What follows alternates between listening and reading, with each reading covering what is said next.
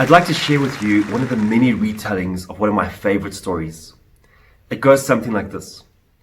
A man in Baghdad once sent one of his servants to the market to buy food and drink for guests that would be arriving later in the day. Whilst in the market, the servant decided to have a quick drink at the bar. So he sat down, ordered something to drink, and in a moment of shock, he noticed a stranger sitting across the room from him, staring at him.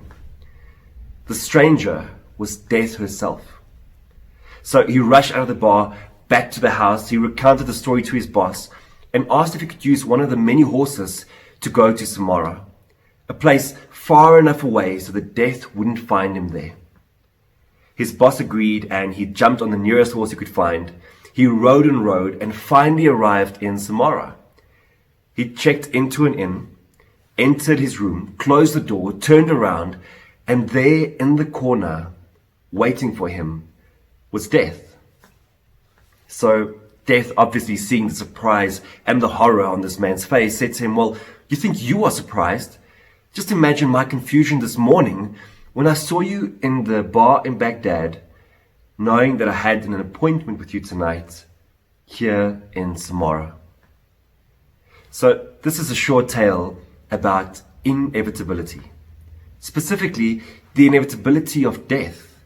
But I wanted to use it to talk to you about the inevitability of the future. Because no matter what you do, you cannot escape the future. You cannot escape the change that is coming. And so, knowing that the future is inevitable, the question becomes, how will you shape it? Whether you like it or not, artificial intelligence, AI, will keep rising. Whether you like it or not, remote work will become more and more mainstream. And this is a big one. Whether you like it or not, the skills that you need for the future might not match the current skill set that you have. And truth be told, all of this talk about the future at conferences, online, is both exhilarating and scary at the same time. We love speaking about the possibilities of the future because what was once science fiction becomes reality. What seemed impossible becomes possible. When we speak about a technologically advanced future, it paints a picture that tomorrow is going to be better, that we'll have more abundance, more ease, less suffering and frustration. But of course, there's also the fear that you might become irrelevant, that your business might not be future ready, that change is happening so fast that you'll be left behind. But there's something else I also want to bring your attention to.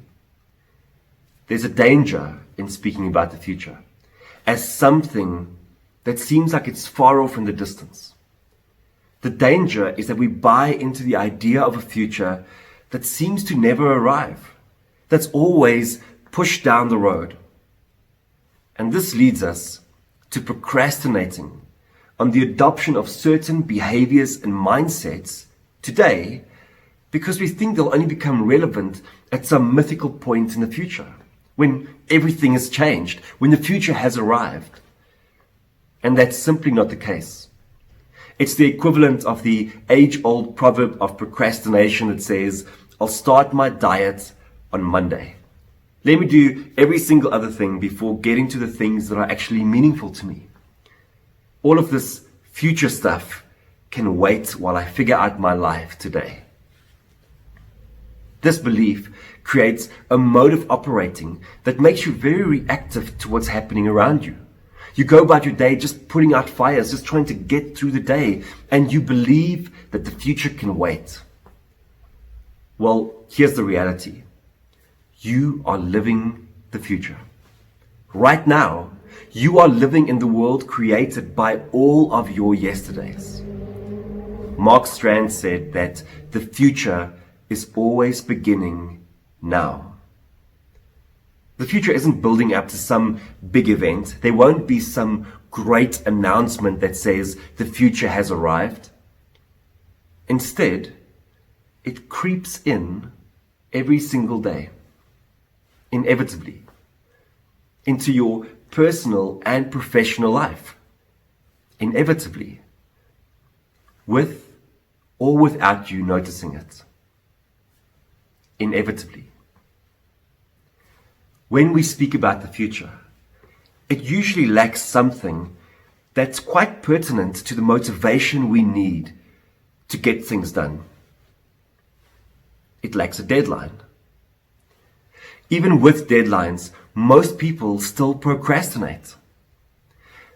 Deadlines are great because they tell us that we need to have achieved something by a certain time.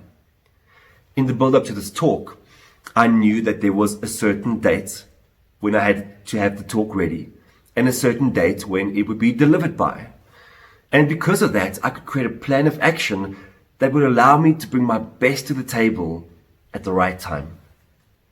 But the future has no deadline, or at least so we seem to think.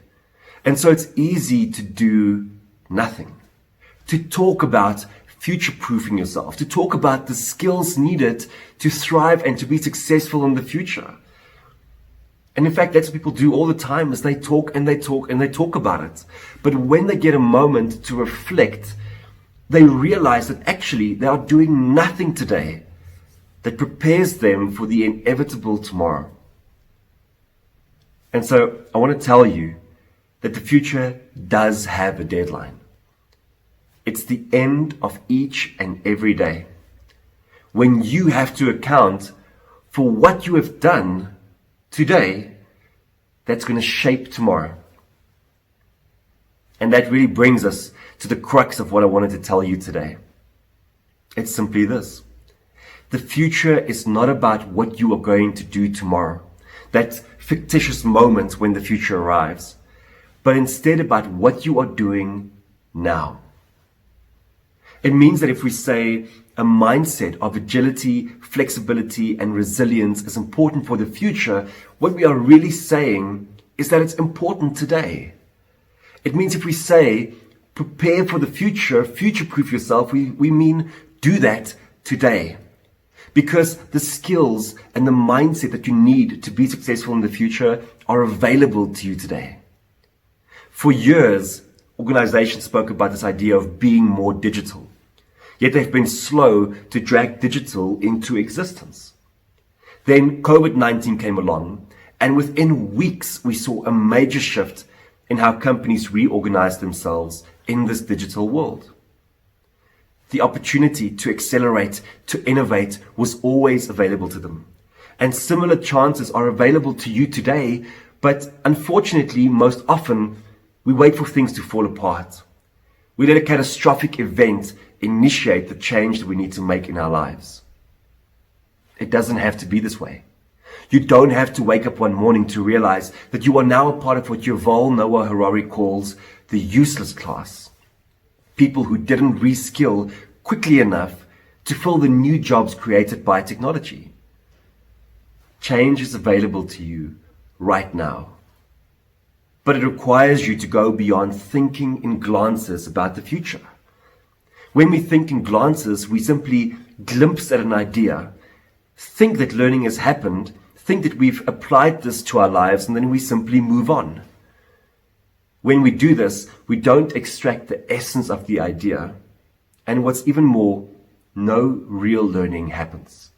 We don't see that idea manifest in how we think and behave.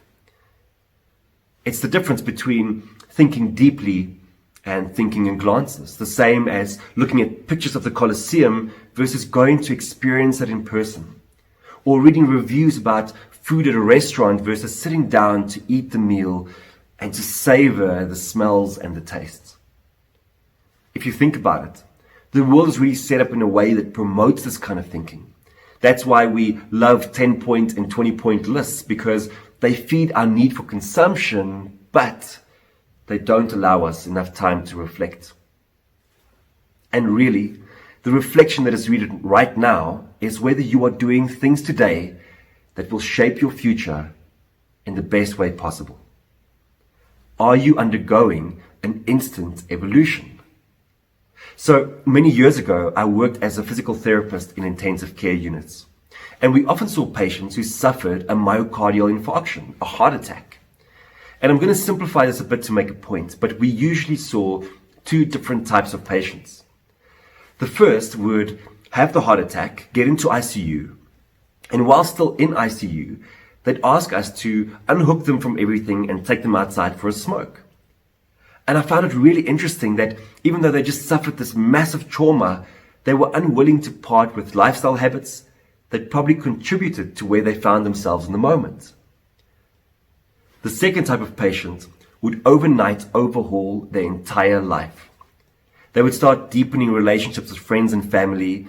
They would start and commit to a cleaner and healthier lifestyle. And they underwent what I would call an instant evolution.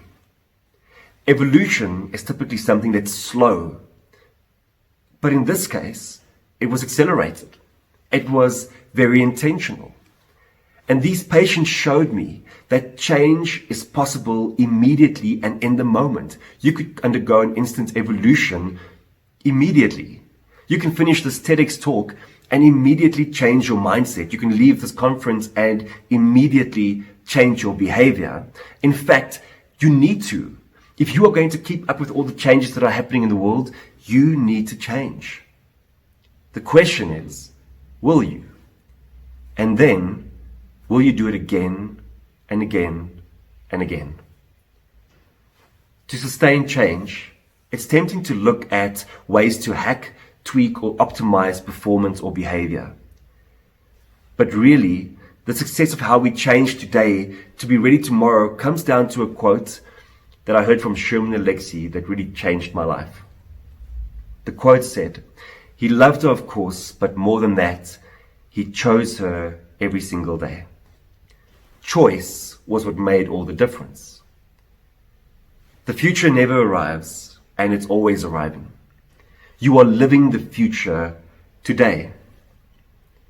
You can choose a new way of thinking today. You can choose a new way of acting today.